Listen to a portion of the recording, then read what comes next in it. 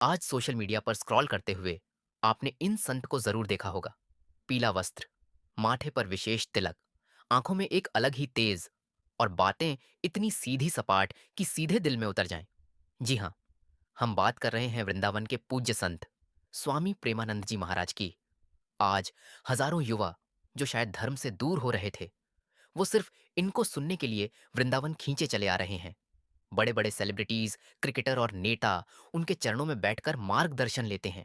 लेकिन यह सब रातों रात नहीं हुआ। सोशल मीडिया की इन रील्स के पीछे दशकों का कठोर तप, त्याग और एक ऐसा संघर्ष छिपा है जिसे सुनकर आपके रोंगटे खड़े हो जाएंगे। आखिर कौन है स्वामी प्रेमानंद महाराज? कानपुर के एक छोटे से गांव का लाडका अनिरुद्ध कैसे बना वृंदावन का सबसे प्रिय संत? चलिए जानते हैं उनकी पूरी कहानी।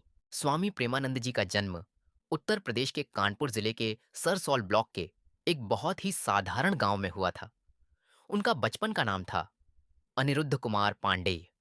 उनका परिवार बेहद सात्विक था, लेकिन बालक अनिरुद्ध का मन बचपन से ही साधारण खेलकूद या पढ़ाई लिखाई में नहीं, बल्कि ईश्वर भक्ति में लगता था।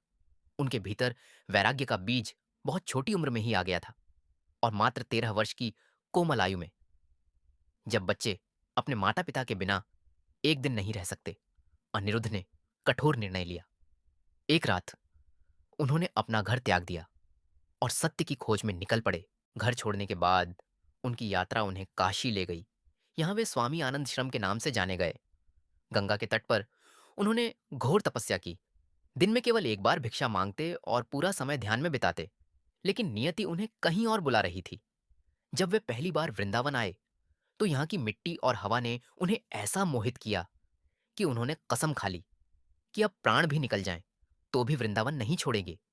यहाँ आकर वे पूरी तरह राधा रानी के रंग में रंग गए और बन गए स्वामी प्रेमानंद। यहाँ तक कि कहानी तो एक सामान्य संत की लग सकती है, लेकिन जो बात महाराज जी को सबसे अलग बनाती है वो है उनका अदम्य साहस। आपको जानकर धक्का लगेगा कि पिछले लगभग 17 वर्षों से महाराज जी की दोनों किडनियां पूरी तरह खराब हो चुकी हैं। मेडिकल साइंस के हिसाब से ऐसे व्यक्ति का बिस्तर से उठना भी मुश्किल है। उन्हें जिंदा रहने के लिए हर दूसरे दिन डायलिसिस कराना पड़ देता है।